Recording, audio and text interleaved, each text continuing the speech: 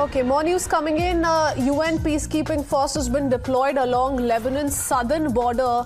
Called for everyone to exercise restraint and make use of the force's liaison and coordination mechanism to de-escalate and also prevent a fast deterioration of the security situation. So that's the latest as far as retaliatory action and also an equally measured rebuttal which is now coming in from the Israeli forces is concerned. But let's quickly take this forward and take in an expert opinion. We have former Secretary MEA Pinak Ranjan Chakravarti joining us on the broadcast. Mr. Chakravarti, many thanks for joining us here on Times Now. It's a worrying situation, a tense situation, and doesn't look like it's going to de-escalate in hours and perhaps days to come. But given that we're talking about a hostage situation, given that we're talking about several Indian students also stranded in Israel, how do you see this in the coming few hours and days, sir?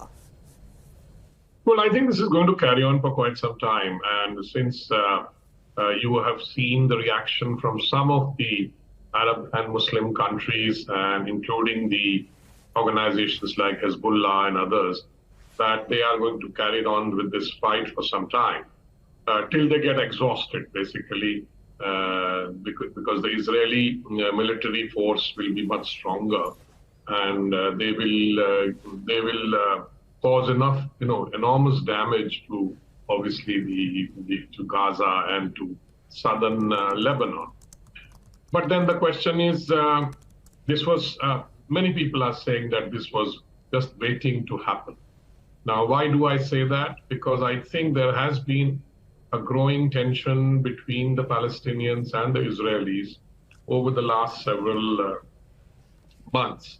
And then Benjamin Netanyahu is obviously seen as a very hardline right-wing prime minister.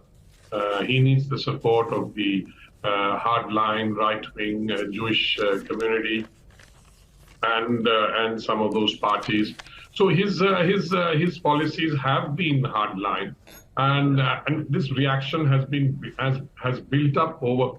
But what I think is surprising, and I think even the Israelis are surprised, is that the scale of the operation. Earlier, it used to be small, few rockets fired here and there, some clashes in the Western Bank and other places where the settlers, move into Palestinian lands, etc.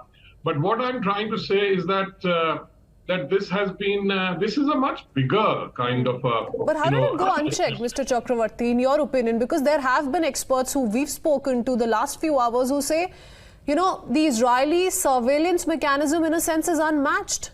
We know about it. We've heard about it over the years. How was this allowed to happen?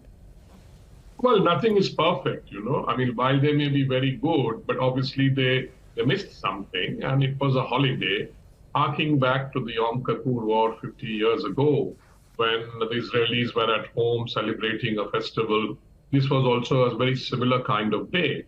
The Israelis were caught napping, I think, and one reason could be that, lack of intelligence or lack of interpreting that intelligence and the lack of, precautionary measures. So I think, and the Palestinian, not the Palestinians, but the Hamas particularly, took advantage of it. They are also watching from there as to what is happening in Israel. There are people, Palestinians come and go across the Gaza border into Israel to work, and goods travel into Gaza, etc. Trade goes on. So that's why now Israel is saying, I will stop all trade, I will close down the pipeline that supplies fuel and food, etc. Basically, they are going to punish those who are living in Gaza, and through that they will punish Hamas. And that has begun, and I think that's not going to stop. And perhaps what's happened and the escalation we've seen come in from Hamas's end is also a result of that hard stance that has been taken by the Netanyahu government, as you just pointed out and you began your argument with. Perhaps one of the reasons is also undermining the potential of your enemy, given that they've been working at a greater conspiracy which they were going to deploy sooner or later, and it was in the works for months altogether, perhaps.